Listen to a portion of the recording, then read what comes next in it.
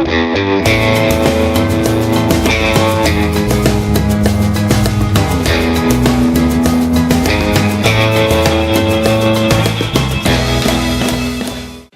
is this thing on? Hello? Hit it again.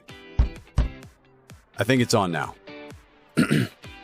Welcome to Hiker Trash Radio, where each week, Doc will drag some colorful characters out of the woods to talk trail and Type 2 fun. If you're aspiring hiker trash, or if you're just looking to understand the hiker trash in your life, look no further. So lace up those boots, gnaw on some jerky, and settle into your 20-mile pace as we fire up the podcast from somewhere deep in the backcountry. It's time to embrace the suck.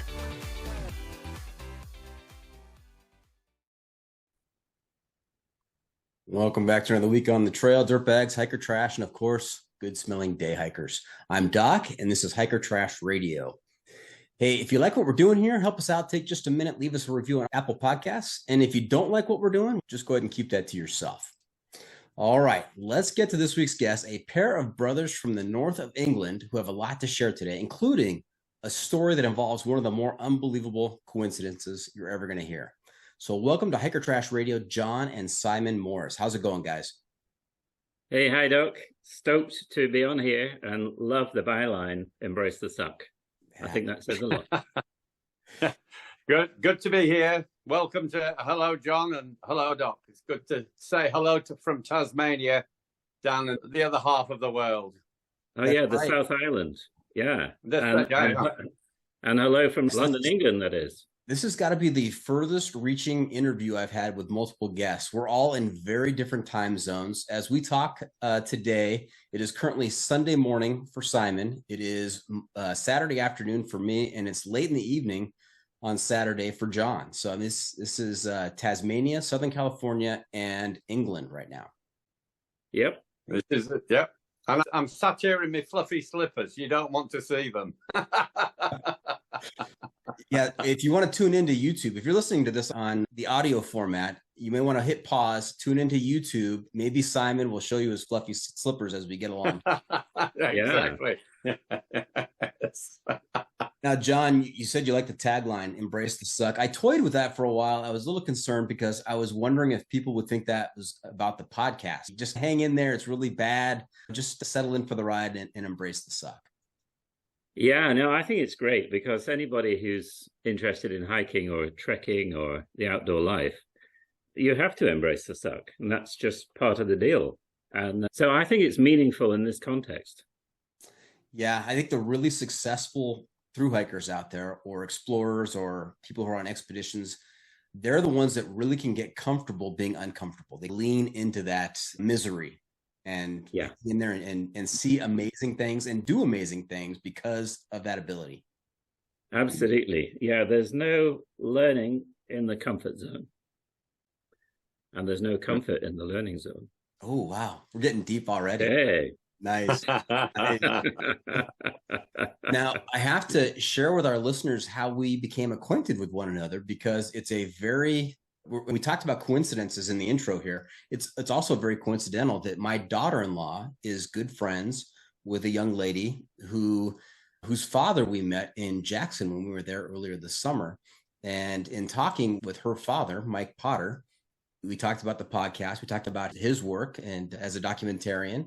And we began following each other on social media. And then out of the blue, he reaches out to me and says, hey, I think you really need to talk to these two brothers that I know, because they've got some great stories. And this really weird coincidence happened that you have to hear about. And so he introduced me to you two. I reached out and you guys were gracious enough to come on the show. Yeah, no, this is classic Michael. He's always one to step into new areas. And he's a great guy. We go back a long way. We worked together in a European telecommunications business that we both were running in the 90s in Europe. And now, we'll talk about this later, he and I run a not-for-profit which operates in America and a number of other countries. And there's a big tie-in with the kind of coincidence, as we call it, that did happen. Yeah, no, so Michael's got a central role in all of that. Now, Hiker Trash Radio is about the outdoors, about outdoor adventure, but it's also about people and the stories behind the people. Everybody's got a story to tell. I'm sure John and Simon, you've become aware of that over the years, working in telecommunications, working with Michael, being acquainted with Michael. Everybody's got a story. And I think it's the story, the human interest stories that really pique my interest. And so I'm looking forward to hearing your two stories today.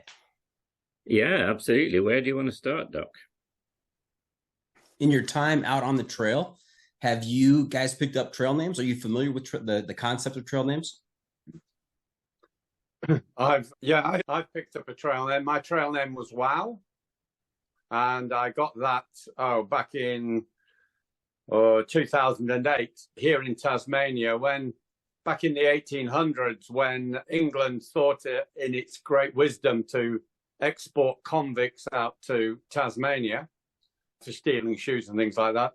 What happened was there was a guy called Alex Pierce who he stole 7 pairs of shoes. He got exported to Tazzie. He got the convicts who were continually reoffending, got sent to this little island on the west coast of Tasmania. Tasmania, basically, the west coast is wild. So they were on this island. He decides to escape with eight people. And he escaped inland. And they ran out of food, so they killed and ate each other. He was the one who survived.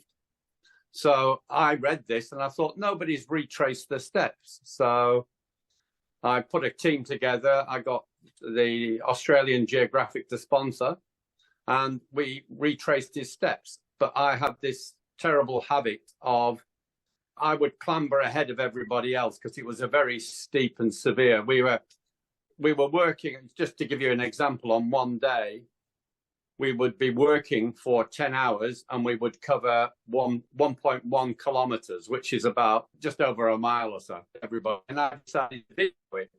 I would video them, and as it came up, pulled up something, I'd say, have you got any words of wisdom, the book of knowledge?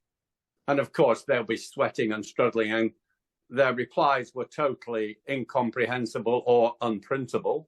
And so at the end of it, I ended up with a 4-hour video of the whole trip. And all you can hear is me going, have you got any words of wisdom for the book of knowledge? Have you got any words of wisdom? And so they gave me a plaque. They gave me a plaque, which is just here. And it's the words of wisdom plaque. So that's how I got my name, Wow. The trail names have always got to have a cringy, a sort of little edge to them that reminds you that, yeah, you know, that there is, it reminds me of, have you got any words and wisdom? There's a cringe factor to it. That's right. And we are already off to a great start, because that is probably the most in-depth story behind a trail name that I've had on the podcast. And Simon, you have to know that this is season 6. We've got 50 episodes per season. So I've talked to maybe 295 people already. Yeah. And that was the furthest ranging story behind a trail name that we've had. We've talked about escaped convicts. We talked about Tasmania. We talked about cannibalism, Australian Geographic, words of wisdom. And we're barely 10 minutes into the podcast. So this is going to be epic. Yeah. Welcome to the Morris brothers. We're not cannibals, by the way, just in case you're wondering. But I was thinking he's looking a bit tasty, old Doc there. I mean, he's looking a little nibble, maybe. Simon, I'm glad I'm 18 hours away from you in time zones. Yeah, that's fair enough. My salt and pepper can't get that far.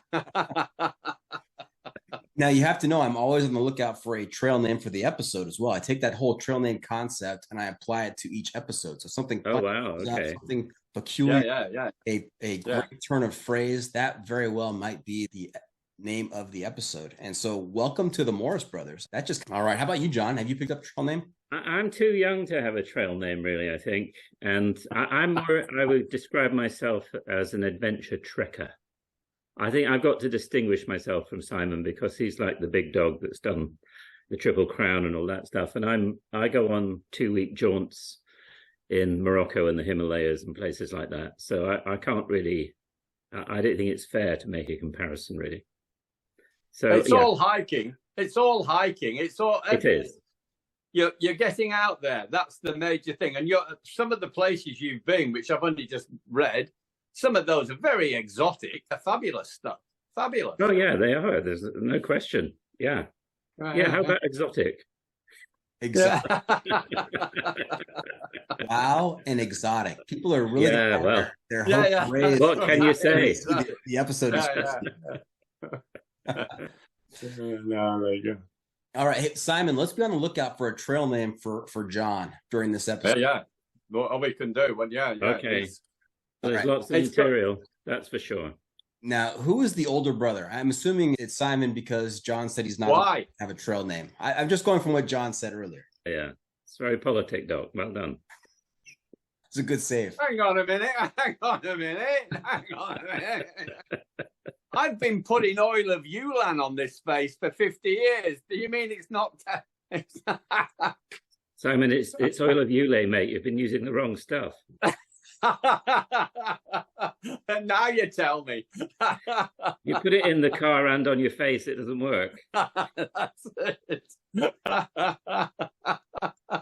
What is the age? Very good. Say again. Sorry. Yeah, what is the age difference between the two of you? 1 year and 24 days. Happy birthday for the 24th, John. Yeah, we're one of 10 kids, Doc. Yeah. I say one off. One of 10. That's interesting. Which, yeah. We're a clone. Very good. Very good. Right. Wow and exotic for now. Yeah. Have you had a chance to listen to the podcast before? Call me Split Cell. Split Cell. Yeah. Yeah. Yes, I have actually. Okay. So yeah, so have I. Okay, good. You're familiar with the format. Just wanted to remind the two of you that we do have a segment towards the end of each episode called the Hiking Hack, where I will turn to each of you and ask you to share some trail wisdom with our listeners to make their next outdoor experience even better. Yep, no problem at all. Okay, very good. Let's get to our first segment then. Trailblazers Toolkit. That's right. It's the Trailblazers Toolkit sponsored by the ultralight backpacking gear company 6 Moon Designs. Now, I love to talk about gear on the podcast, and I love to hear about the most important item in my guest adventure gear. So, guys, if you were preparing for your next adventure and I was the one providing you with all your gear, what is the one specific piece of gear you would insist on being packed and you didn't want me to leave out? Give me all the specifics on that piece of gear and tell me why you got to have it out there. And this could be any kind of item. It could be gear. It could be apparel. It could be a luxury item. So wow and Split Cell, what is that item in your toolkit? Who wants to go first? I hand over to the senior participant here. You the one with the trail name. You cut me deep, Shrek. You cut me deep. Okay, for me, the biggest tool in my toolkit would be my mindset. I've obviously coming internationally, there are so many problems. 60% of doing a thru hike is problem solving, a rolling problem solving attitude. So with the mindset, it's everything changes. And so rather than have the carpet pulled from under me, I will have learned to dance on a moving carpet. So mindset for me is vitally important. But the last hike I did, the CDT, we'll get into it, but it is one of coincidences or synchronicities, as I like to call them. Meeting John was one, but the kit that I have, here it is. This is my Silver Shadow 6 Moon Design Silver Shadow umbrella, which I have found totally invaluable, especially going through the desert and even in the rain. If you're in the rain for 4 or 5 days, having this up in the rain keeps the core of you dry. You're a bit fancy down there in Tasmania, isn't it? Mate. For that kind of stuff. Fancy. And the synchronicity with this piece of kit is, as I was going back on trail to Wolf Creek Pass, I met up with Allgood is the vice principal of the sales and marketing of 6 Moon Design.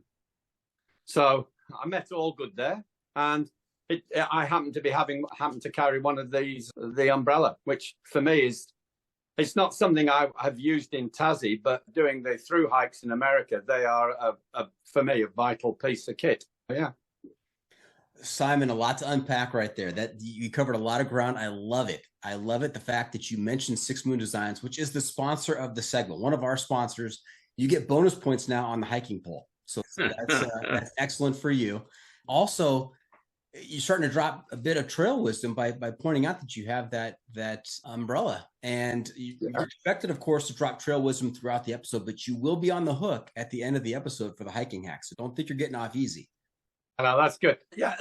And equally so, I did meet Allgood as well. Allgood was the VP and he was there. He was a triple crowner, and he'd got all the symbols of the trail, the 3 symbols tattooed around his calf. I remember that. Yes. We've had Allgood on the podcast a couple of times. He is a great guy to talk to. So friendly, so full of stories, and he's a great guy. Also, I really want to comment on your mindset. Yeah. That you brought, vital. Because absolutely. Problem solving. We talked about embracing the suck, about being uncomfortable or being comfortable being uncomfortable. And I think mindset is 100% behind that. You have to know that you're going to encounter problems, and you have to be able to solve those on the fly and not be discouraged. If you're looking if you're trying to plan everything out to the T on a thru hike, you're going to get out there on day one, and there's going to be changes. There's going to be unforeseen circumstances, and you can't let that get you down. The whole point here is that especially in Tasmania, seeing everything reported in America from an international perspective is seen as quite divided. And yet you go there to the grassroots, and people of all creeds, colors, political persuasions, nationality, all of them, they couldn't help you more. Despite this, it's this juxtaposition between international, the way the media presents it, and on the ground, you go there, and everybody was bending over backwards to help you. And the idea of planning, no, it's basically an empty-handed leap of faith. And you just throw yourself at the mercy of life and humanity. And if you're a cynic, I've spent all my life in healthcare working in an emergency department. There is a special breed of people who come in, and you tend to sometimes lose your faith in humanity. All you do is go on a thru hike, throw yourself at the mercy of life, and see what happens. And it responds beautifully, absolutely beautifully. Because if I had to, as I've said, if I had to summarize my CDT experience, it's one of synchronicity. There are so many synchronous events occurred that how can you say that life isn't there looking after you? It's great. Yeah, and Simon, it's not just the international media, it's our American media as well that portrays so much division and opposition. And you're right, when you get out and interact with people and common interests, all that kind of goes by the wayside. Yeah, totally. You allow each individual to respond to that, just being themselves, and people will help you. There is this, and as long as you're not trying to grind a point or take a political position, if you just say, look, can I help you? Yes, you can. Fabulous. It brings out their humanity as well. And it's great. It's there. It's just covered up a little bit. All right. And Split Cell, how about you? What is your must-have piece of gear out there? This is another bit of synchronicity, because I was going to say something pretty similar to Simon, actually, which is that the power of being on a trail is the relationship with yourself. And that is what has to be in decent shape. And for all of us, some of the time, it's not. That's a fact. And actually, being on the trail is an invitation to revisit that. And the respect that is shared between people who are doing that kind of hiking, and perhaps are a little bit at the edge of their comfort zones, it brings out a different relationship between people, which cuts out the BS. And I think that's very enriching and confirming. And I think that's one of the powers of being in these environments, So I think mindset and relationship with yourself and forming your intention needs to be in a good place. And these are the things. Now, having said that, I have a couple of props. This is one that I would take on the trail. Come on, say split though. This is half cell. Half cell. For those of you listening and have no idea what John is doing, he just held up one of his dogs. Yeah. No, I saw. But he doesn't speak English, unfortunately, but yeah. She does. Oh, there you go. She does communicate. There's a fox in the garden, so she's going, hey, Stitchy, Stitch. Oh, foxes. This is my go-to piece of kit. It's a shell. Describe that for our listeners, John. What did you just hold up there? Oh, sorry. That's it's an Arc'teryx shell, waterproof shell, which has saved my butt on a number of occasions, as has this Patagonia down hoodie. We'll get onto the Himalayas later, but at -8 in the Himalayas, in freezing conditions with wet snow, these two combined, they're my pajamas, they're my day clothes. They don't keep you totally warm in those kind of conditions, but they've become long-term friends. Okay. They really have, but yeah. Thank you both. So I think the essence of that is you need trusted kit that you've become a friend with. You can't just get new kit and hope it's going to work. You need a relationship with your kit. You need to know what you can and can't do with it. And you need to have the confidence of being in conditions you didn't necessarily expect to be in. So in Morocco a few months ago, we were camping out in the mountains at 3,000 meters. And against the advice we'd received from our Berber guides, it was -5 one night, and we weren't kitted out for that.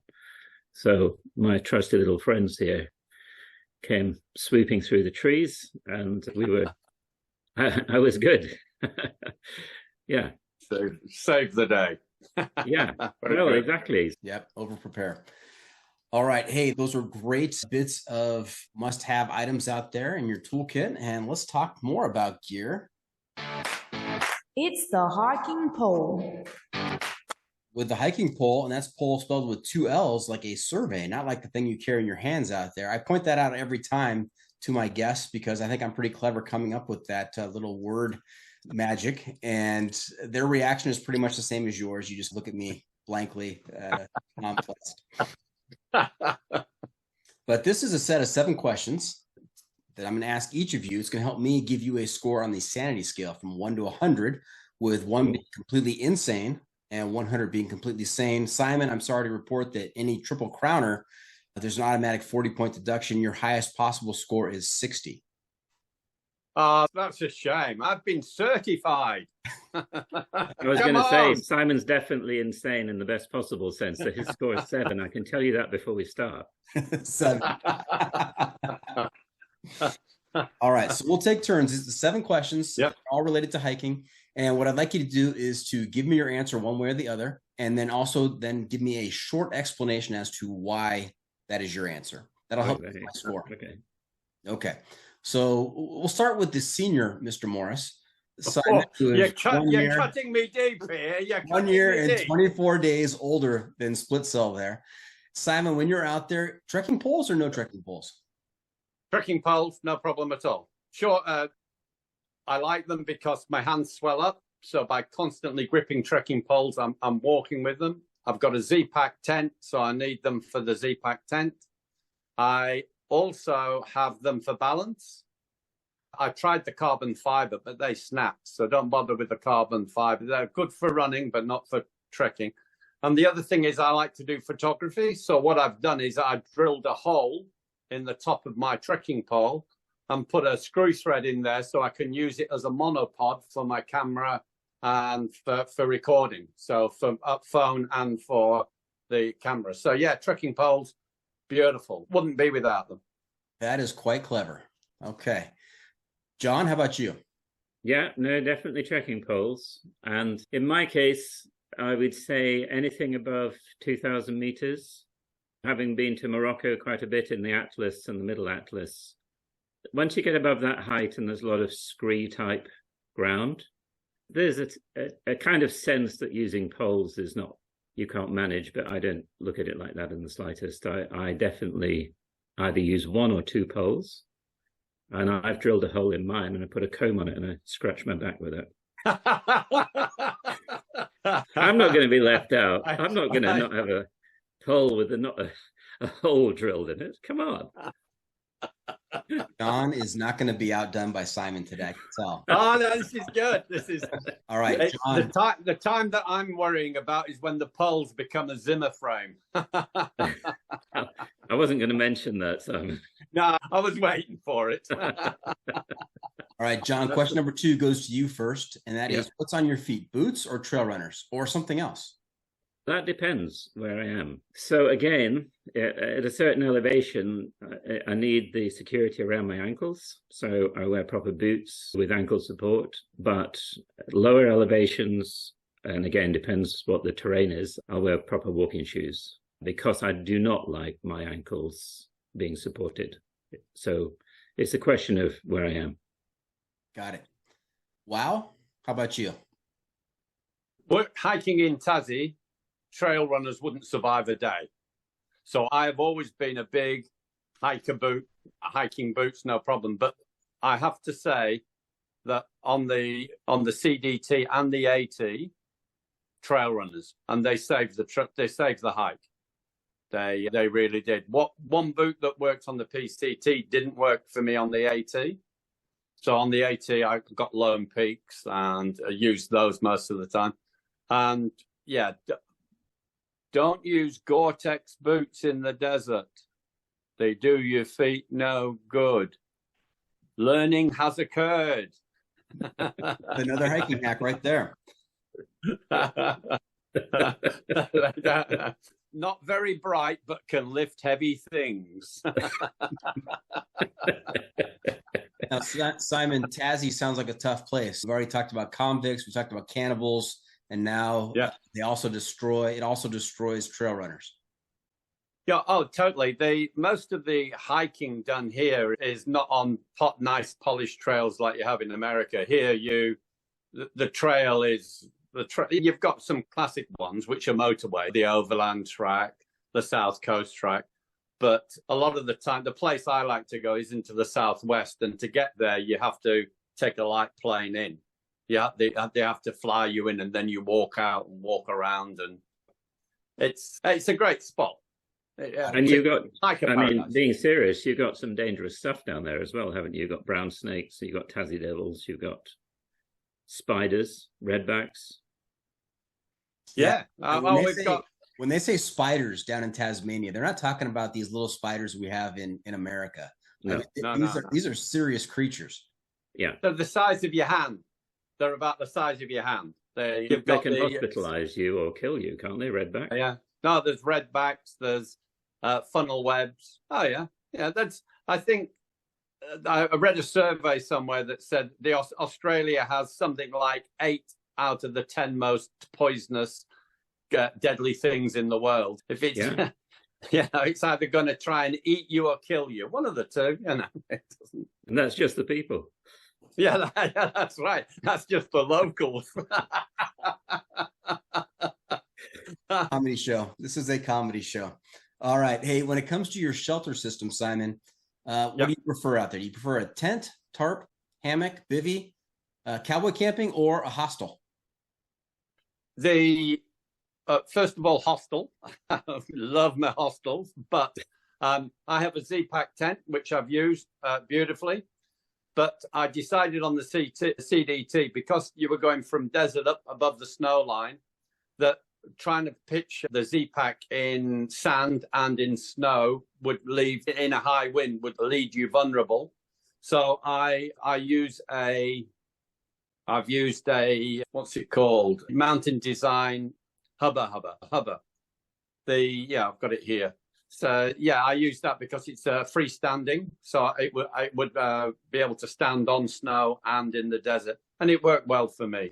And it has the ability of taking the outer shell off, so that the mesh inner tent, it's like cowboy camping. I don't mind cowboy camping. I just, you know how you get this notion of, I like everything in its place and there's a place for everything.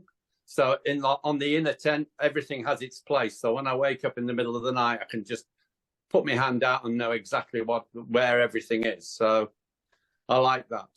Okay. So yeah, the hubber, the mountain design hubber, which is good one. Yeah. And how about you, John? This is where we come to the difference between the type of trekking that I do and what Simon does. We have whatever the Berbers put up and whatever the Sherpas put up. And let's say they're not very sophisticated. They're sufficient, but it's really a question of what they're carrying at the time. So there isn't any request. And it does, but what they do to compensate for it is they carry additional blankets and sleeping bags just in case, because the tents aren't really sophisticated that they carry. And when in -5, -8, you need to be a little bit careful. I thought I might get a different answer from you. That's why I threw in hostel. I've never thrown in hostels before, but you outdid me. You didn't go with the hostel that I threw out there. You went with whatever the Sherpas carry. Yeah, no, we do the equivalent of hostels, but the last one we stayed in, for example, in the south of Morocco, this was just a few months ago. It might be the roof of somebody's house, quite literally. It might be a bedroom that they've got spare that can sleep 15 people, a big room, which they just empty out and we just bed down in it. It really could be anything. The last village we stayed in, where we did stay in what you would describe as a hostel, next to the hostel, there was a guy driving 2 oxen and a wooden plow through a field. This is for real. Wow. You know, and so these are the type of environments, and it was pretty mind-blowing. Hand-sown wheat and oxens and a wooden plow. It was like a film set, but this is how they live. And you could imagine, just going back from that, what kind of hostel we're talking about. So it's got the water and a toilet, which is good, and a kitchen and floors to sleep on. Okay. And with these in-depth answers and the two of you, I'm going to shorten the poll from 7 questions to 5. Just to make sure we get through it. We're wearing him down, Simon. We're winning. Very good. All right. So, John, is life better above or below the tree line? Ooh. I would say in terms of experience, above the tree line, to be honest, really, because I think you get the epic views, you get the weather, you get the challenge. I love below the tree line. We were walking recently with my wife in some ancient woodland in the south of England, very ancient woodland. It's just so beautiful, and real ambient atmosphere of history just through the trees. But above the tree line, you're getting all the exposures and the challenges, which are far more confronting. And in some ways, you've been there. Okay. And Simon, how about you? Oh, definitely above. Definitely above. There's the challenges. This is my one complaint about doing the Appalachian Trail. You can't hike somebody up a hill and not give them a vista. And yes, when you get further north, you get the vistas. And yeah, okay, there's a bit of a vista from Springer, but you can't hike somebody up a hill and not show them a view. Trail. There's a reason they call it the Green Tunnel. Yeah, exactly. It's a beautiful trail. Don't get me wrong, but that was the one major, hey, come on, give me a view, not just trees. Great trail, though. And question number 5, last question in this version of the hiking poll. What's more important, Simon, pack weight or luxury items? I'm very interested to hear your take on this. My philosophy throughout is most hikers want to get themselves down and down to ultralight, which is fine. It's just if the shit hits the fan, they are going to fall over. They've left themselves no leeway. I don't weigh my pack. I've got what I need, and I need what I've got, is how I work it. And so for me, it's a matter of trialing different things so I can talk from experience rather than hone things down and so I can only talk about those. For instance, on the CDT, I carried a solar panel just because I wanted to see what that was like. In the end, I gave it away at Yellowstone Park National Park because it was no longer any good for me. So it's not, I don't like too many luxury items. It's because as you're walking along, you're going, I'm not using this tiny little clip, so I'm going to get rid of it. As though this tiny little clip is adding any extra weight. It's not, but the way the mind works, and you go through your pack and you go, I'm not using that, I'll send that off. I'm not using this, I'll send this off. So it's, yeah, pack weight is not important, but I don't like carrying too many luxury items either. So it's this balance between. And as I say, my overall thinking is I want to be able to talk about, oh, yeah, I tried that. I found that worked, or I tried this and it didn't. Whereas if you're trying to pack your weight down and down, you can only talk about 6 or 7 items. So, yeah. Now, Simon, I think I heard you say there that you don't weigh your pack. And I think there's some real value in not weighing your pack because it is such a mental thing, right? Yeah. If you know you're carrying 40 pounds, if that's what you saw on the scale is 40.8 pounds, or what is that, 80 kilos?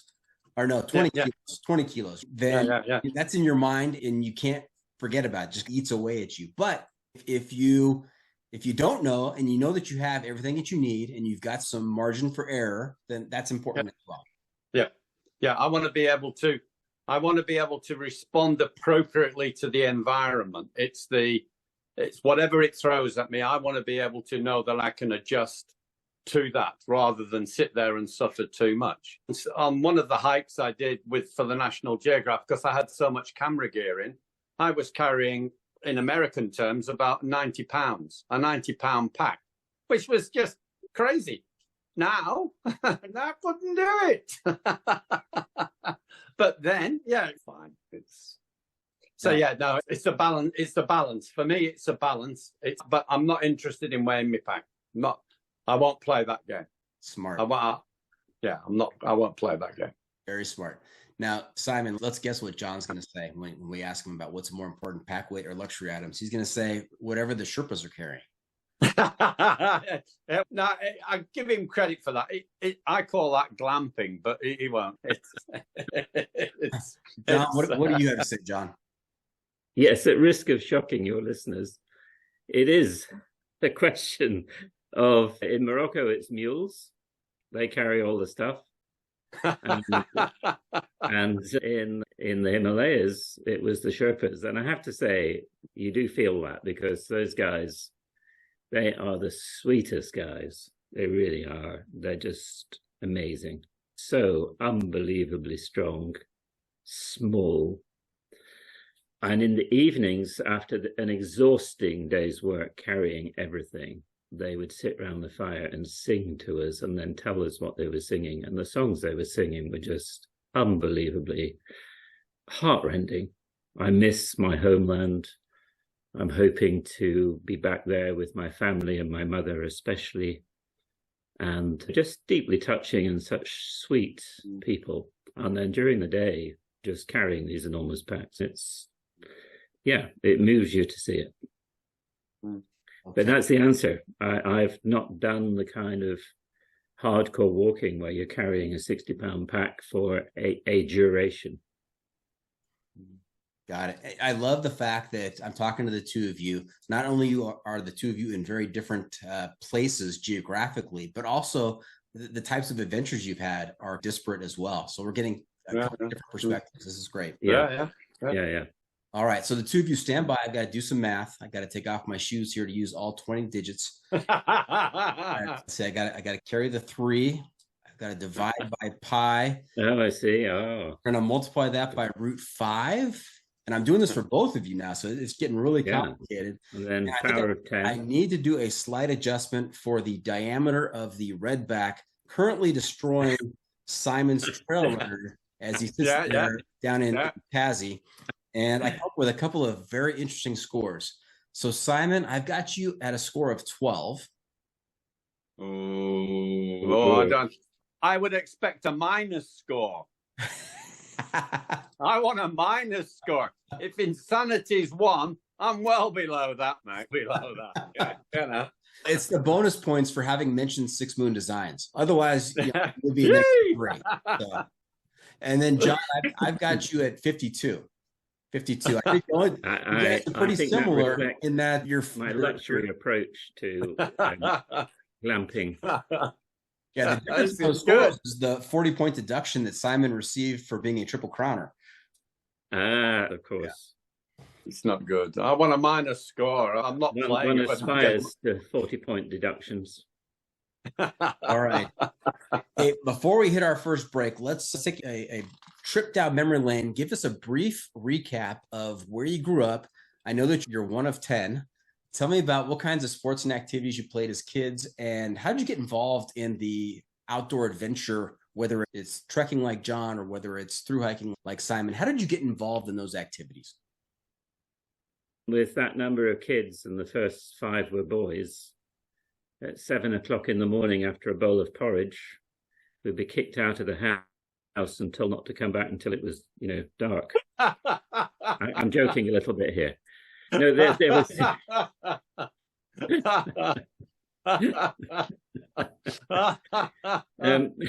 No, we did a lot of walking. I was thinking about this. As kids, we lived in a pretty poor part of the northwest of England. I'm not going to name the area. And we had no telephone, no fridge, no car, probably no television when we were small. And walking in the hills was what we did. That was it. And we would walk for hours and hours. And when we weren't walking during the day, we would go out with the scouts and do midnight hikes.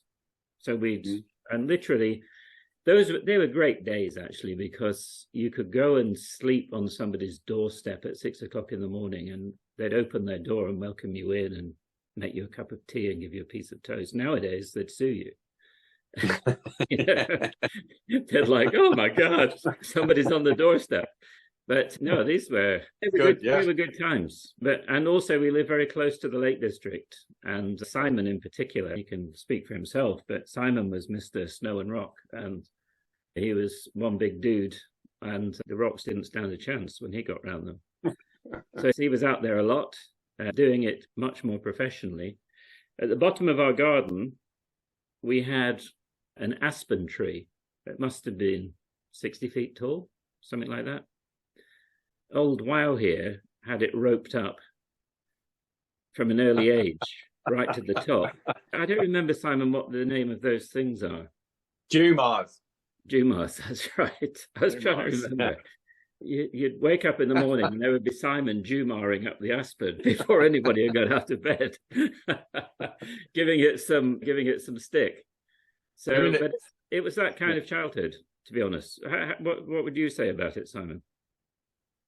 I think it was the best childhood you could possibly ever have. It was, you were allowed a childhood. You were allowed to go out and be a kid. You weren't told, you weren't pressured from the early age. You didn't have stranger danger. You didn't have, by the time you're 10 or 12, you've got to start making major career choices at school about what pathway you want to follow. You were given a childhood, and that was beautiful. So as for me, as John was saying, I spent a lot of my time with the Scouts. I was a fanatical rock climber. It's like throughout my life, it's where I have lacked talent, I've made up for with enthusiasm. And that's why I'm so enthusiastic. The talent is low, but the enthusiasm is high. But I used to we used to take groups of Scouts out to the Stubaier Alps in Austria for 3 or 4 week teaching them how to walk on snow and ice and glacier work. And then we'd take them another summer out to the Dolomites, and we'd go climbing in the cellar towers and camp at the base of it for a couple of weeks, and we'd go with a group of other people. We'd take the scouts climbing and all sorts of things. So yeah, it was a very outdoor childhood that I remember. I recall you tricking people off Striding Edge, Simon, as part of rock and ice training. Yeah, it's teaching them how to stop, how to, on snow and ice, glissading, how to self-arrest using an ice axe going down a steep slope. So yeah, we were doing and crevasse rescue and all of that. Yes, yeah, it was all. It was how to. Yeah, it was good. And we may have stumbled upon another possible trail name for John there. Stranger Danger might be his I don't like that one. I can see we're going to. Oh, very good. All right. Very good. Quick question. What is the birth order? Simon, are you the oldest in the family, or? No, second eldest. Second eldest. Second eldest. Oh, no. The eldest, the motto of coming from a big family is that the eldest always got told, you're the eldest and you should know better. So that's why I'm like I am, because I could go in and stir the pot, and big brother, Big Martin, he used to cop it. Now, the strange thing here is 10 kids, 8 of them are still in the UK, and 2 of us are out here in Australia. Big brother, he lives 200 meters down the road on top of the hill. So where we are, we're very lucky. We have a big river at the bottom of our garden, and we've got bushland across the other side of the road. But we're by the river. He's on a big hill. So big brother looks down on next brother. So they like to, but he's very serious. And that's why I am like I am, because throughout, and even now he phones up, are you all right? Everything okay? He's still playing Big Brother, and it's great. It's fabulous. I'm retired, and he still wants to know that I'm all right. Fantastic. We're going to take a quick break. We're going to hear from the advertisers, pay some bills, and when we come back, we're going to hear about your 2 unique styles of trekking out there. And also, we've alluded to it a couple of times. We want to hear about this great coincidence on the CDT. Stay tuned. Yeah, no problem. We'll be right back.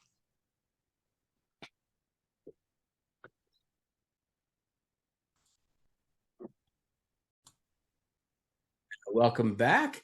We're talking to John and Simon Morris. Simon is also known as Wow, Words of Wisdom. And John, we're still on the hunt for a good trail name for him. He's already reported that he does not want Stranger Danger. We've kicked around the idea of Split Cell, maybe something else. But when we heard in the previous segment all kinds of great information about growing up and the hiking pole and other segments. But let's talk about your 2 distinct ways of enjoying the outdoors. And John, I want to start with you. We've talked a little bit about Morocco. We talked a little bit about the Himalayas, but you've experienced a lot of long walks out in the wild, not carrying a lot of stuff on your back. Do you want to go through maybe some of your other experiences out there and let people know what's available to them? Yeah, absolutely. So I go every year for 2 weeks with a group of friends who are from different countries in Europe.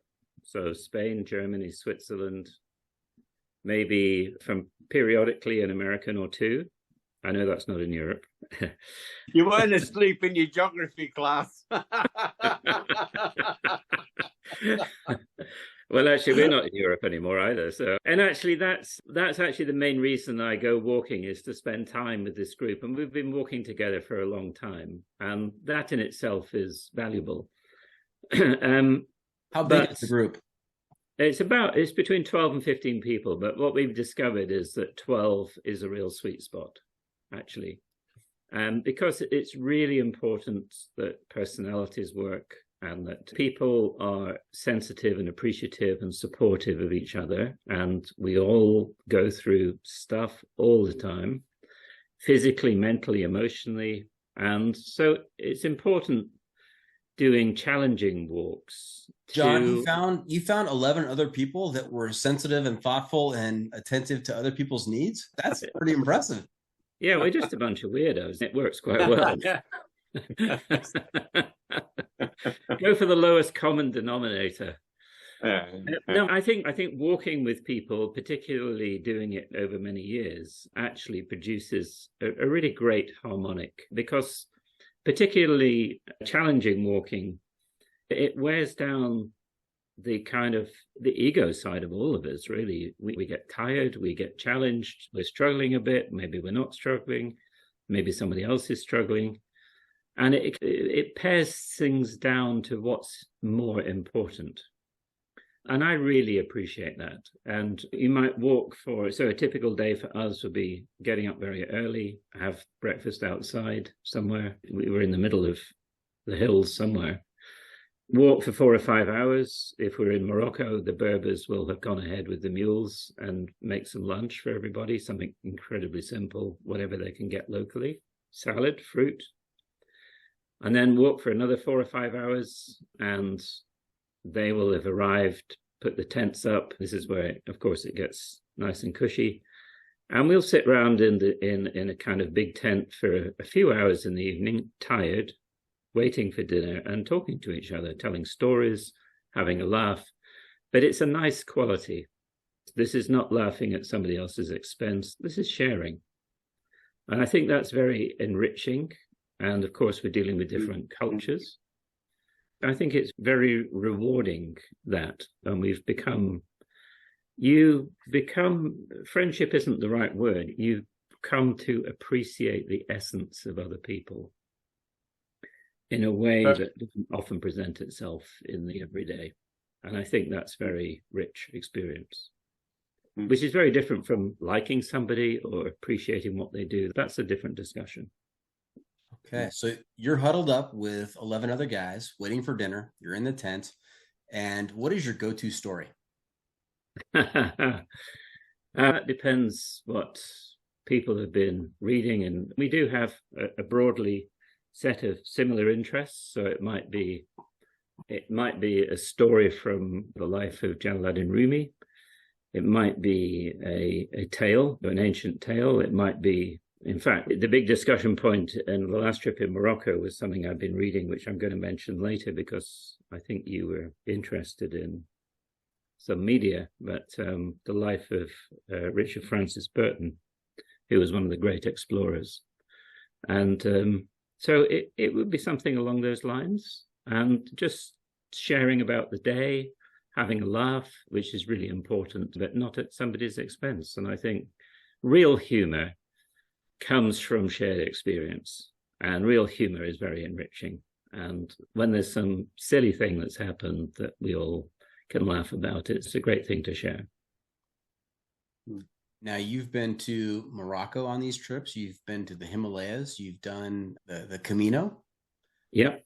Do you have a favorite location from those trips? Ooh, the Himalayas is truly epic in just every possible sense. The scale, the India itself is just such an amazing country. I've been there many times over the years, not to the Himalayas, usually cities, but I've been there many times, and it's such an exotic, incredible, historic culture. The Himalayas somehow embody that, but the scale of the Himalayas, the danger, the fact that the weather can change in 10 minutes from hot sun to heavy snow and a chill wind, which just catches you on the wrong foot. It's epic territory, no question. Mm-hmm. And on the trip we did, I remember what year it was, but 2019 perhaps, we did get caught in some pretty heavy weather, but worse, we were up at about 4,500 feet, and a number of us got really bad diarrhea, and that is not good news. Not because it's diarrhea, but because it weakens your body a lot, and it weakens your resistance to cold, and you become a liability to yourself and to others, and that is obviously very challenging. But just one fun. John, you said 4,000 feet. Did you mean 4,000 meters? Meters. Yeah. Yeah. Okay. Yeah, thanks. Yeah, funny story. In Rishikesh, where we had come from, they don't serve eggs. Eggs are illegal in Rishikesh. It's just part of the local laws because of the religion. Once you get into the Himalayas, they can serve you eggs. So the big treat was egg curry. And unfortunately, these eggs were not very good. And a number of us got diarrhea. There we were in tents at -8 when the weather expectations were to be a little gentler. And I was running from the tent to a very makeshift loo multiple times during the night. And the Sherpas had dug a hole in the ground, and they carry this kind of horseshoe-shaped toilet seat, which sits round the hole. Unfortunately, they put it on back to front. And the wind had removed the rather flimsy tent they put around this loo. But the wooden pole was still in the ground. Clever clogs here, freezing, absolutely freezing cold, was trying to manage this process and practically fell into the hole and grabbed the pole to stop that, and then discovered that the previous incumbent had perhaps left some residue on the pole. And,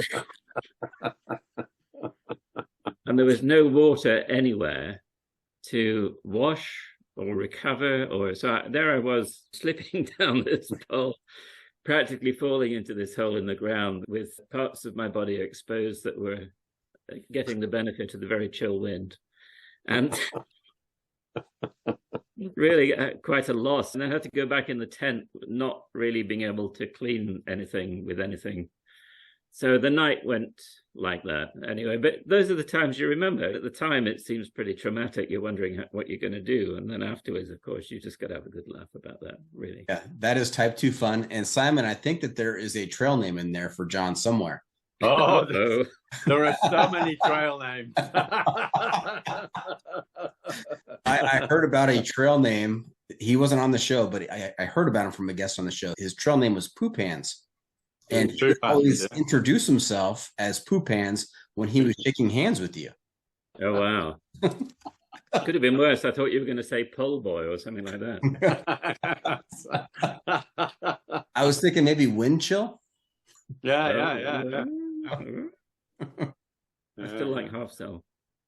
Half Cell. Anyway, yeah.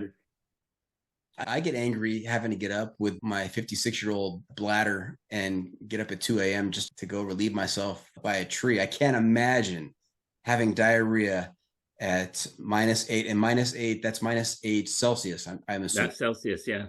Yeah, so -8. what's that, about 20 Fahrenheit? Yeah, that had to be miserable. It was challenging, but actually it was funny. I did see the humor in it, particularly this slippery pole. But you do start thinking, if your legs start to feel weak, that's actually when it starts to get a little bit serious. You're just thinking, suddenly you go from knowing that you've got the strength to deal with whatever comes to beginning to wonder whether you do. And that is not good. And particularly when other people are who you typically regard yourself as probably being a bit stronger than and a bit more able to organize and push and that kind of thing. When that strength goes, then it actually starts to be a little bit concerning. Okay. And John, what is your next big trip? What's your next big adventure? I think I'm hoping to go to Ladakh next summer. I say summer, it'll either be early summer or late summer for the weather. So that's planned. We're just sorting out the final details, but that does go up to 5,200 meters, I think. It's quite challenging, but there's a very slow process getting there. So I think the airport's at 3,000 meters. And then you've got 2 weeks to get up over this saddle, which is the high point. But it's supposed to be amazing. The views are supposed to be amazing. And I'll be doing it with that's in India. Team. That's in India. Yeah. And yeah, it's another part of the Himalayas. Yes, and you're shooting for that in summer or late summer in 2024. Yeah. Yeah. Now, is it a 3-month process just lining up the travel itineraries of the 12 guys that do this? Yeah, it is. It is. We have 2 people who tend to do the big ticket organizing, because if you have 12 voices, it doesn't work. So we don't do that. And so we trust two people, Spanish guy and a Swiss guy. They do most of the groundwork. They find the right people. They use contacts. The people we met in India before will know people. We work it all out. And then we pretty much follow the plan that they set, but it is well discussed once they've got an outline. And then the timing, of course, is important. Often that's weather, always that's weather driven, and the availability of the right people at the other end. And then it's the next question is, can anybody not make that timing? Yeah. So it's not a democratic process, and I think it's better that it's not. Now, are you working with like companies that do expeditions or trips like this, or is it private contacts? Private contacts, typically. Mm-hmm. Yeah. Okay. Yeah, we're trying to find, we usually know somebody. In Morocco, we have the same Berber guide every single time, have done for years. He's amazing. He knows the mountains so well. The people he brings with him, who are different, but the cooks are really great. Great means they make really reliable food, but they've got a good sense of humor. They enjoy being there. The muleteers, they're just wonderful people. These are very simple people. They invite us into their houses if we happen to go to their village. They're so generous. They're incredibly poor, usually. And the generosity seems to grow with the poverty, which is such an inspiring thing to see. And it's a fantastic experience to meet these people, really, and share time with them. And they have a lot to teach. A good muleteer is a very knowledgeable person. May not seem like that to a lot of people, but they're massively knowledgeable about the mountains, about weather, about animals. And these are important when you're in that environment. They're the people that matter. You're just part of the team that's following. Right. Now, does your group, when it organizes these trips, do they now list on their dietary restrictions, no eggs? I'm a little shy of eggs myself in those circumstances. Oh God, I shall not forget that egg curry. I really shan't. And it's a funny thing, in Rishikesh, you go into some of the cafes and they'll be like, here's the menu. By the way, we do eggs. It's like black marketing eggs. Don't tell anybody, All right. Hey, let's transition. Let's talk to Simon about his style of adventure. And we heard a little bit about it at the very beginning about this Australian geographic piece and the escape route of Alex Pierce, also known as the Cannibal. Yeah. This was back 8 or so. I'd read a book. Somebody had written a book about Alex Pierce, and everyone was concentrating on the cannibal aspects of it. So what they do is on the west coast of Tazzie, there is a big harbour called Macquarie Harbour. In the centre of that, there is an island called Sarah Island, and that's where they'd put the convicts. And then from there, that's where they were housed, and they would be flogged for the slightest misdemeanour, etc. And so they would build boats, and they would do coal collecting and things like this. But if they tried to escape in one of the boats, they'd have to row up the harbour and then go out through a place called Hell's Gates, which is a very narrow entrance to the harbour. And all the soldiers would do is just line up there, and as the boats passed, they'd just shoot them all. So when Pierce escaped, he decided that he'd go inland. So he went inland, and of course, they couldn't swim, and they had to cross the Franklin. Now, the Franklin River in Tazzie is it's very much like the Colorado River. You can do rafting. It's a very isolated river, and we had to cross it. And the funny thing here was, so we dropped down in a place that was a very steep gorge. We were just ahead of that very steep gorge. We dropped down, and we were still, a fellow hiker and myself were just gathering all our gear. So we're still in our undies, having swum the river, The rest of the crew had gone round this little corner, and what should happen?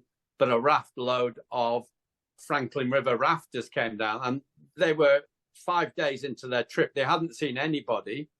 They come round the corner, and then you see two guys just in their undies coiling a rope, and they're saying, "What are you doing here?" And of course we say, we're tracing the steps of Alex Cannibal Pierce. And so I've got, and we're looking at them in the boat going, here's a floating menu just here. Yes, you look good. That was an event worth going. But yeah, it was, what else was there? Yes, that's how I got my trail name. With all the, as I say, with the 4-hour video, it was just too much. But Simon, I see a lot of parallels between the Alex Pierce story and your adventure after that to the Barkley marathons. Have you heard about the Barkley marathons? No. No. You two need to do a search when we're finished tonight. Do a search on YouTube for Barkley marathons documentary. Okay. There are two outstanding documentaries. It is time well spent. You will be enthralled. Okay. The two documentaries, one is called, just to give you an idea of what the race is all about, The Race That Eats Its Young. And also the second one is Where Dreams Go to Die.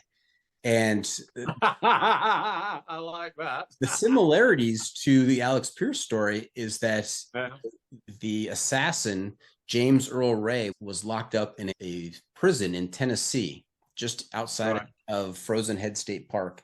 And he escaped. And he was gone for, I think, close to 60 hours. And they thought, oh, he could be anywhere. They were really widening the net in terms of where they were looking for him. And when they finally found him 60 hours later, he'd only managed to go like 5 miles. The territory was so thick with underbrush and everything else. He only made it, it was maybe less than 5 miles. I think I'm giving him too much credit here. But there was a guy who lived in Tennessee who was an ultra runner who said to himself, if that had been me, if I had escaped from that prison and I had 60 hours, I could have gone 100 miles. And thus the idea for the Barkley marathons was born. So the guy that created the Barkley marathons, Gary Cantrell, also goes by the name of Laz Lake. He put together this race. It's a big circle that you have to do 5 times, and you have to complete it. You have 60 hours to complete it. And each loop is anywhere from, he says 20 miles, but the racers have actually said it's closer to 25 miles. And you have 60 hours to do it. And you do the first loop clockwise, and then you do the second loop counterclockwise and back and forth until you get to that 5th loop. And the person who gets to the 5th loop first gets to decide which direction to run it. And then it alternates for the runners after that. And the race is so difficult that only 13 people have finished it in 35 years. Wow. So there are a lot of little peculiarities about this race. I've had the pleasure of talking to a few people who have competed. I've talked to a couple of finishers now who have been on it, and it is just a different experience. But as you were talking about Alex Pierce and the escape route and getting so far, it just reminded me of that whole concept. No, it was, as I say, we were traveling, working for 10 hours. We can't say we were hiking. We were traveling for 10 hours, and we covered literally about 1.1 kilometer is how far we went, because it was just so dense. We had machetes, but they were useless. They would just bounce off. So the only thing you could do was grab hold of stuff, pull it down, step on it, grab, pull down, and you were above such rocky terrain. It was just, quite epic. So good stuff. Now, how did you in particular get involved with this project? I'd read a book, and it was just synchronicity again. I'd read this book about Alex Pierce, and there was a group of us who, I put this group together. I decided I wanted to do the whole I wanted to circumambulate the whole of Tasmania.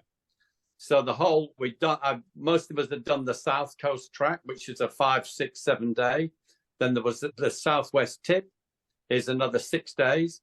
And then we'd spent, to go up the West Coast of Tazzie, we'd spent about 40 odd days going up the West Coast, breaking it into sections.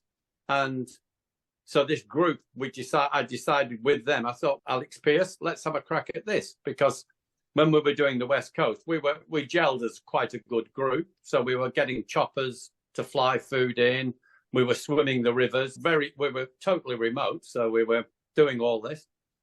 And so bringing them to the Alex Pierce. But as we did that, and an article got published in the Australian Geographic, a number of films came out about Alex Pierce. So we got invited to the opening show of the Alex Pierce films and hear the people who did the walk that Alex Pierce did. He had all of that. You know what media can do to things. But it was just, the timing was just right. So, yeah. Nice.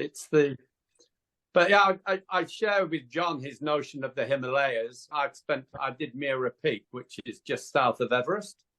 So I went there to Nepal and did the Mira Peak there. It was mainly to see if I wanted to have a look at Everest, to see if it was worth walking to the base camp or climbing it. But I didn't. It was a good trip, but it's fabulous. But the idea of climbing Everest was too much of a slog. It didn't appeal to me. It didn't blow my skirt up. So it's good. We're always looking for things that blow our skirt up, of course. Oh, you've got to find stuff that blows your skirt up. That's right. So important. So important. That might be the episode title, Blowing Your Skirt Up. I've got an image of John in a tutu spinning around his pole. You've been watching.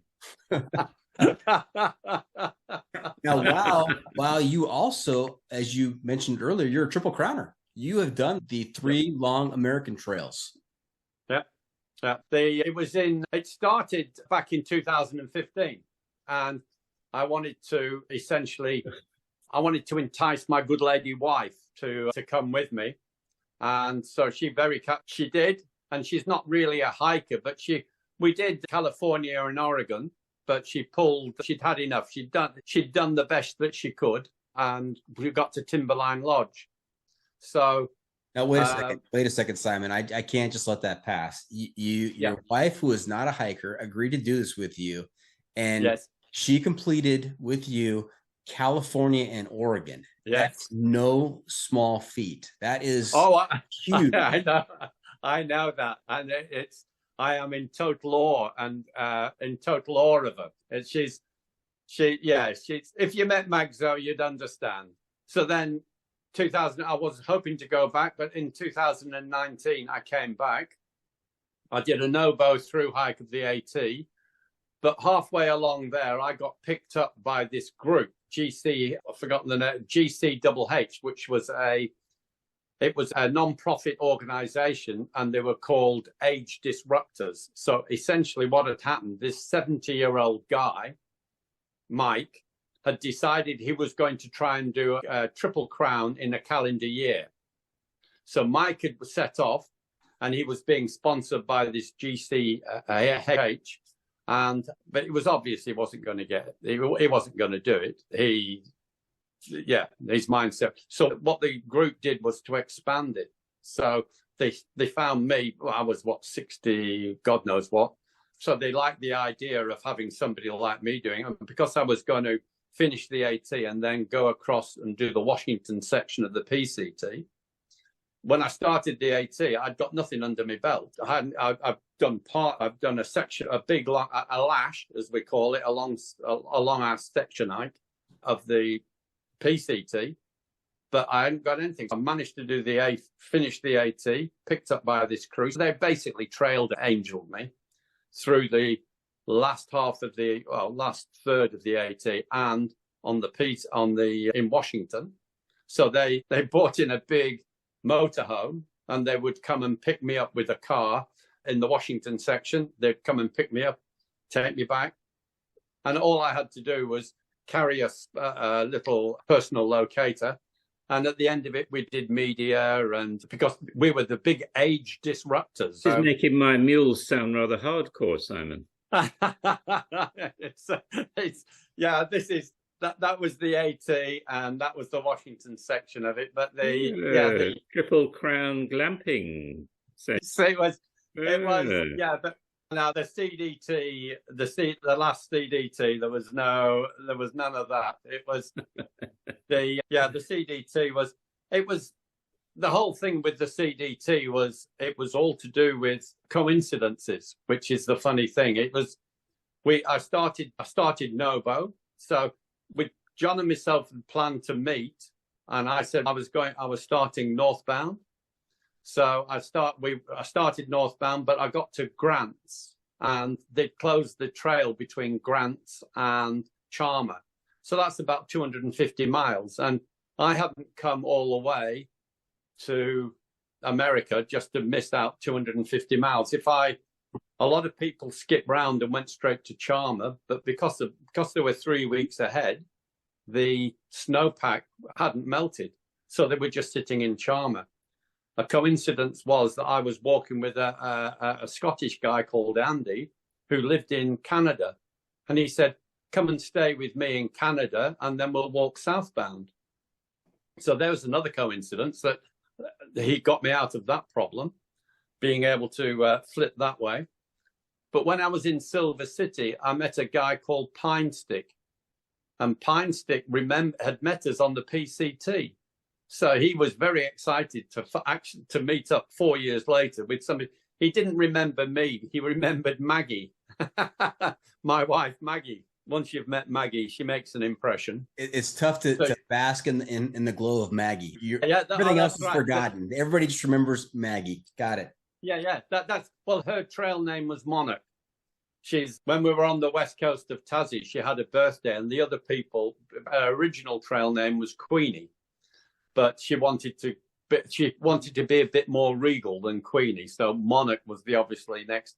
But on one of our trips up the west coast of Tazzie, it was her birthday, and one of the girls who was on the trip as well had bought with her a tiara crown and a pair of white gloves to give her for her birthday. Out in the middle of nowhere, there she is with a crown and a white gloves, eating her dehydrated food. But so. The thing about Pine Stick was absolutely amazing. He was 72. He was walking with a guy called Silver, who was 74. Silver was a quadruple triple crowner. And as they were walking along, Silver was trying to convince Pine Stick to lose a couple of pounds to make him an ultralighter. And this I found totally hilarious. They were going through Pine Stick's kit to work out what he could lose in order to go sub 10 pounds to become an ultralighter. So that was fabulous. What we did was we flipped. I did a through hike on the AT.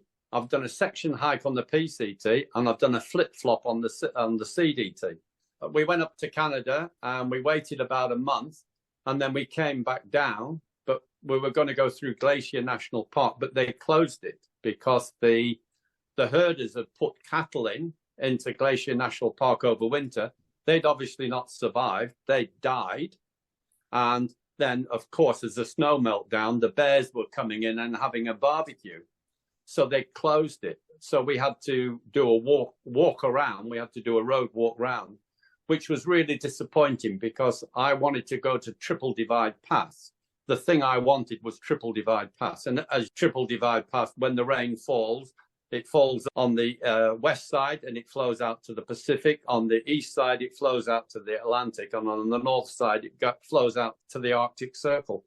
And the mature me would like to stand there and look at this. The immature me would want to pee with one bladder full of pee and know that you are peeing in 3 oceans at once. Yes! But and another thing as well is meeting John was another coincidence, but given the fact that I flipped, so us being able to meet in the middle of nowhere was fabulous. But the other thing is I've seen on your program, you saw, what was it, Queen Bee and Spreadsheet. You interviewed Queen Bee and Spreadsheet. And funnily enough, I met them just south of Yellowstone National Park. In fact, I'd kept a blog. I kept a daily blog, which I published up on Trail Journals, and I got a picture of them. And what didn't come out in your interview was I was chatting to Spreadsheet, and he was saying through Yellowstone National Park, because of the way the camping occurred, He said there was 27 miles between campsites.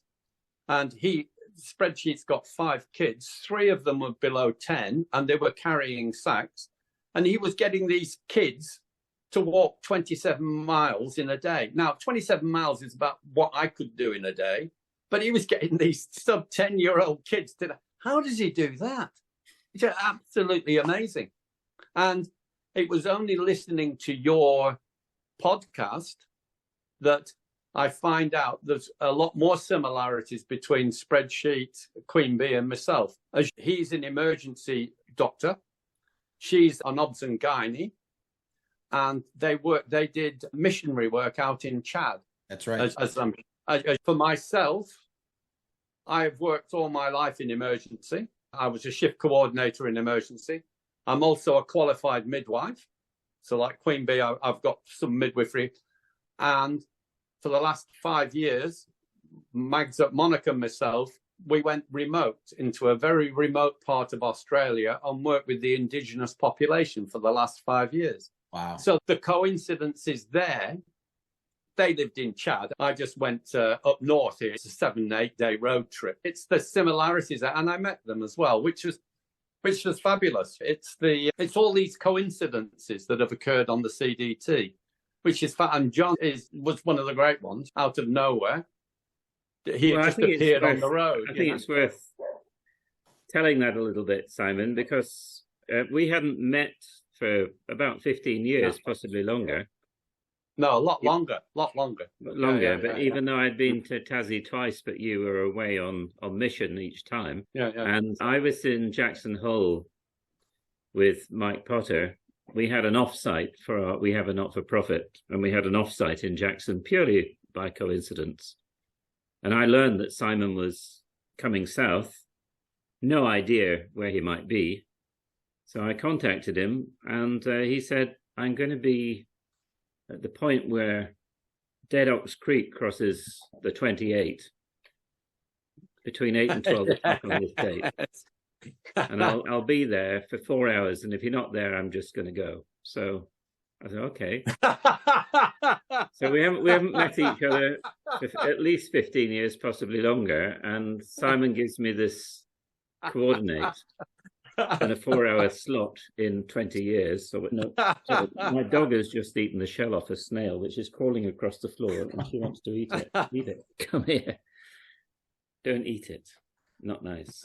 We've got a lot going on right now. Yeah. Fry it first. Yeah.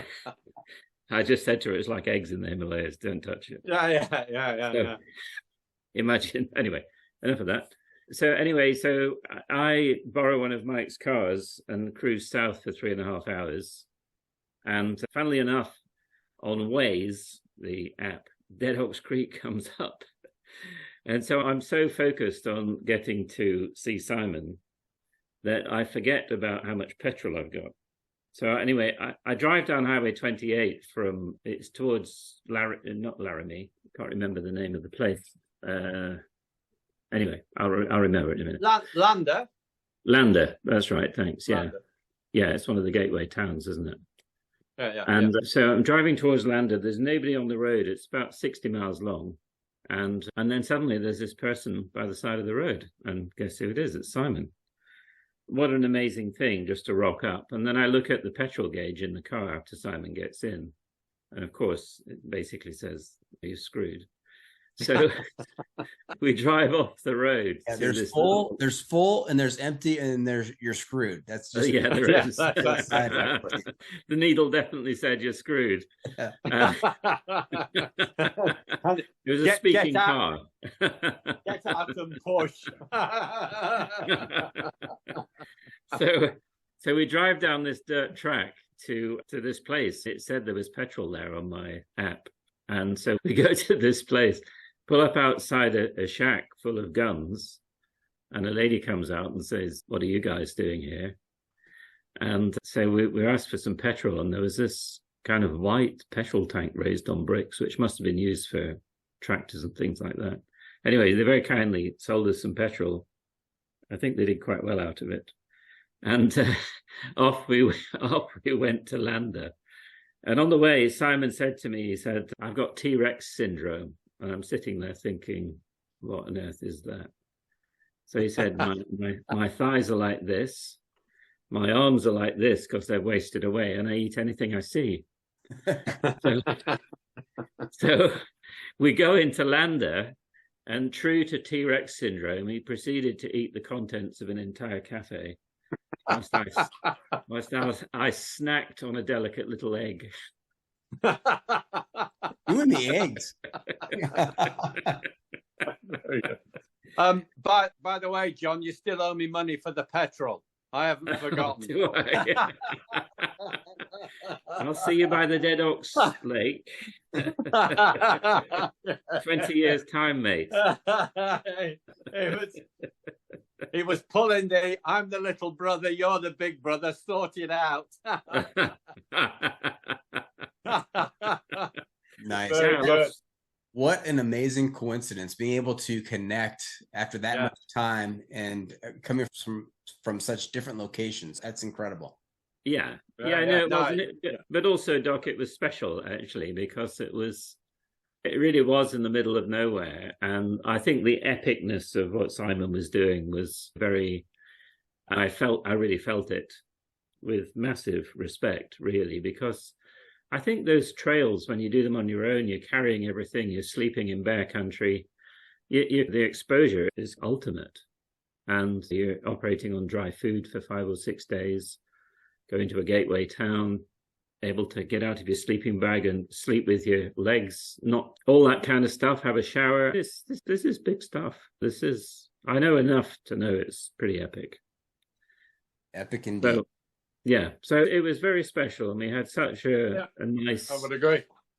We had such a nice chat and connection, and it was very special. And then I had to get back to Jackson for a do in the evening, so it's a bit weird, but it worked. Fabulous. Yeah. Now, Simon, you're not resting on your laurels. You've got some other big trip coming up in the near future. You've got to grow old disgracefully. There is no excuse. What it is, I don't really like doing any hiking. It's just that as a present to me, Magzo, Monarch, buys me a return ticket. As a present to me, as a present to herself, she rips the return part out. But now, yes, I'm just finalising the plans for doing the Tia Aurora in New Zealand. So that's 3,000 kilometres. Sorry, I'm thinking in Australian. So it goes from the north of the North Island, Cape Warringa, down to Bluff, the south of the South Island. Now, given the latitude, there's a lot of river crossings and there's a lot of micro ups and downs, which get quite exhausting. Yeah, it should be good. The North Island, I think there's road walks connecting trails, but the South Island should be stunning. We've been there a number of times, Magzo and myself, flying there, going on photographic expeditions because it's stunningly. But I'm hoping to take a drone because some of the footage is going to be pretty spectacular, I think. And drone footage should be good. Yeah, we've talked to a number of people who have done the TA, and it is just spectacular. You're really in for a treat. Best of luck in that endeavor. Thanks very much. Yeah, it should be good. Should be good. All right, guys, you know where we are? No. Yes, we're hiker advice. Hiking hacks. That's right. Wow, it is time for hiking hacks. For each of you get to share a bit of trail wisdom to make our next listeners' trip even better. So, Simon, you get to go first. What bit of advice do you have for us? Hiking has killed very few people, but the comfy chair that you're sitting on now, listening to this, has killed thousands. Get off it. Get active. Wow, that is perfect. That's awesome. John. But also, I'd like to just say that the reason why a lot of people go out into nature, out into the hiking, it's to reconnect, as John was saying before, is to reconnect with the inner aspects of yourself. And all that happens is that all the mindset that's required to live in everyday life just leaves you. And what gets exposed is your true essence, the essence of what And we don't have to be able to explain it, but you can experience it. And a lot of people who do these big trails get post-trail depression because they think that they leave that the being that they are out on the trail. No, they don't. They have it with them. It's just they allow all the other stuff to pile on top of it. So it's, as John Muir says, it's the mountains are calling, I have to go. And it's continually reconnect with, as John was saying, reconnect with that inner being. That is the keep going there and keep reconnecting and learn and know that you can carry with you back into your everyday life that peace and joy that lies at the core of your being, and that you share your being with everybody. That's it. As simple as that. That's my hiker hack. Said Simon. Said John, that's a tough act to follow. Do you wish you had gone first? No, it is, because it hits at the essence of it, really. And I think the important thing is that people challenge themselves, but we challenge ourselves in different ways. And a challenge is a challenge. It's not, one man's challenge is not a challenge for somebody else. And I think that's really important. So we don't all have to be triple crowners. We don't all have to walk the mountains in Morocco. But I do think it's important that there's a lot of mental health and imbalance issues nowadays, especially in younger people. And I do think that whatever is a challenge, a manageable challenge for a person in the outdoors, is a great way to rebalance a bit. It is a confrontation with yourself, especially if you're walking on your own, but even with other people. And that confrontation with yourself is an important engagement. And if you're frightened of that, you should listen to that, because we all are at times. Absolutely. But walking towards the fear makes it smaller, not bigger. And I think these elements, which we all face, are very important parts of getting out, being in the open air, doing things a little bit out of your comfort zone, whatever that means, and really just embracing it and not being afraid of ourselves, actually. Wow. Walking towards your fear, it gets smaller, not bigger. I feel, and I'm going to advertise this episode this way, I feel like if you listen to the full 2 hours of this episode, you should get university credit for the you guys are talking. Continuous professional development. I wouldn't want to know what the name of the qualification would be. Egghead. Yeah. Something to do with a pole in the Himalayas. Yeah, that's right.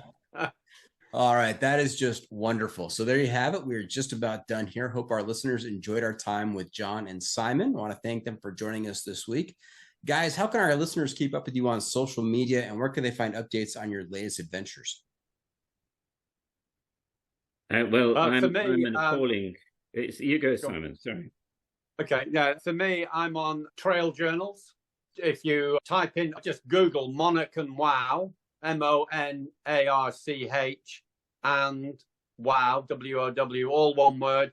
You'll come up, you'll find the blogs. I'm just in negotiation at the minute with the Trek to become a blogger for them. So when I'm doing the TA, I'll probably be using the Trek website to publish the daily blog with pictures and everything else. So that's probably the way. Okay. How about you, John? Just ask any Berber in Morocco and they'll tell you. They'll tell you, avoid him. That's right. The bloke in the tutu that tips well. Don't let him near your mules. No.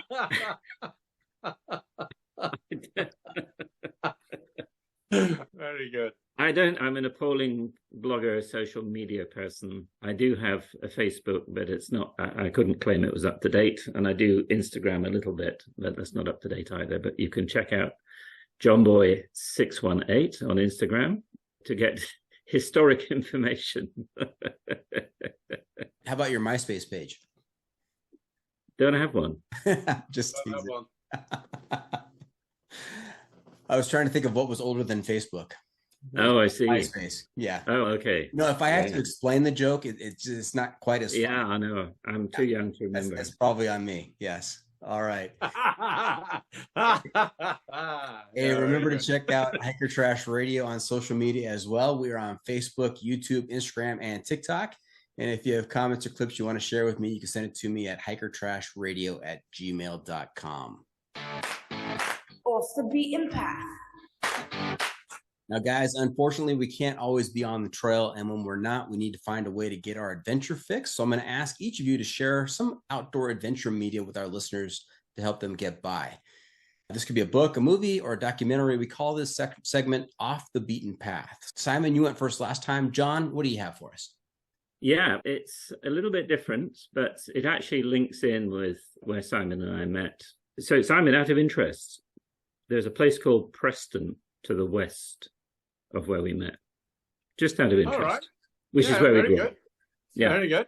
But also, so I've been reading a book about Sir Richard Francis Burton, who's probably the greatest explorer of the 19th century, spoke 29 languages. He was the finest swordsman in Europe. He was part of the team that discovered the source of the Nile and Lake Tanganyika in Africa. Those were the days of real treks where you'd set off from Zanzibar with a team of 200 people carrying gifts for the tribes that you met along the way so they didn't kill you. And so life was really on a string there. They contracted just about every illness, some of which were deadly. It took months and months each trail. And he did a lot of walking, researching, mapping in Africa. And then he hopped over in the 1860s to America, which is pretty cool. And he ended up interviewing Brigham Young in Salt Lake City, which again, Simon, is not far from where we were. Yeah. So that it links in. But so there are 7 books written about his life. The one I think is just so amazing is called The Devil Drives, which is a quote from him and describes his life. He was an extraordinary man, but a difficult man. And so Devil Drives, Sir Richard Francis Burton, and there's a film called The Mountains of the Moon, which is actually the name of a mountain range in Africa. It's on Apple TV, and it's the story of their trip to discover the Nile. But the book is worth it. The book is just amazing. It's an epic life. Okay. I will be taking a deep dive into Sir Richard Burton and Mountains of the Moon, The Devil Drives. Very good. Yeah. Okay. Thank you. Simon, how about you? Nothing as exotic as that. For me, it's always get out there, reconnect within yourself. But the people that I follow, Jimmy Chin on social media, I love his photographs and he's always up to something. And Alex Honnold, because I have a rock climbing background. Some of the things that he's done there. Back in the 80s, I remember landing in New York and then I hitched across to Yosemite and spent a couple of weeks climbing there. So I did the northwest face of Half Dome, and which was fascinating because this time round on the PCT in 2015, we went back and I climbed up the side. You can do the railings up the side. Right. Got to the top and there's a diving board there. And I stood on that and, oh, no. When I did it back in the 80s, that was no problem. Now, so, yeah, it's seeing these guys, Alex Honnold, Jimmy Che, they're just fabulous photographs. They keep you in touch, but there's no substitute for getting out there. No matter where it is, get out there and reconnect. It's that connection that's so important, so vitally important. Well, Ansel Adams is the big photographer for that region, isn't he? So yes, he was. Yeah, Ansel Adams. Yes, beautiful black and whites. Mm-hmm. Beautiful. Yep. And I love how you just dropped casually that you hitched from New York to Yosemite, as if it was just a 2 or 3 hour ride. No, that's across the country. That's a story in itself, I'm sure. Yeah. Oh, it's fine. And I hitched back, and I got done. I got done for, in my innocence, I must have been, 20, 21 or something. I got a ticket from a motorbike cop. he gave me a ticket, and it was in the days when he said, "Boy, I'm going to give you a ticket." I said, "Okay." He said, "You were soliciting." And I said, "Hang on a minute. Only prostitutes solicit.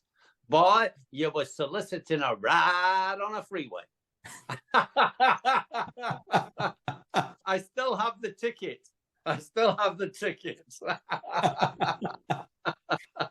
All right. Absolutely fabulous. And that brings us to our very last segment today. What have we not asked you? One which I'm almost afraid to ask. What have I not asked you that you are just dying to tell us about? Simon, you get to go first this time.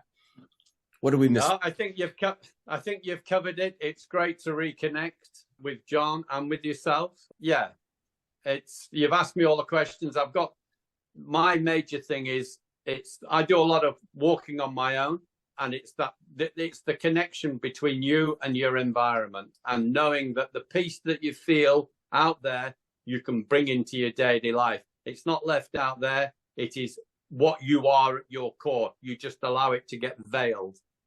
The goal is to realize that you've got peace and joy at the very heart of your being, and that you share your being with everybody else. As simple as that. Live that understanding. That is my major message. Nice. Seriously. Nice. That could be my trail name then, PJ. Yeah, PJ. Pajamas, peace and joy. Who cares?